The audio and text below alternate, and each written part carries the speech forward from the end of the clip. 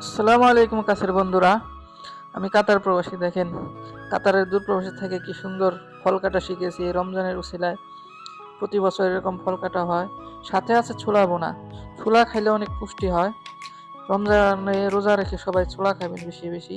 সাথে আছে dessert, custard dessert. তো আপনারা কি কাস্টার্ড ডেজার্ট পছন্দ করেন? সবাই কমেন্টস করে জানাবেন। আরও সাথে আছে মিষ্টি, টক, সুস্বাদু শরবত। সাথে আরও আছে চানাচুর মাখা মুড়ি। সুন্দরভাবে মাখিয়ে মাখিয়ে রেডি করতেছি আপনাদের জন্য সবার দাওয়াত।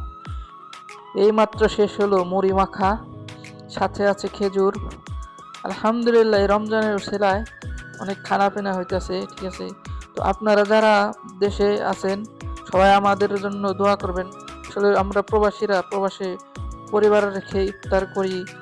দূর প্রবাসে নিজের পরিবারকে অনেক মিস করি।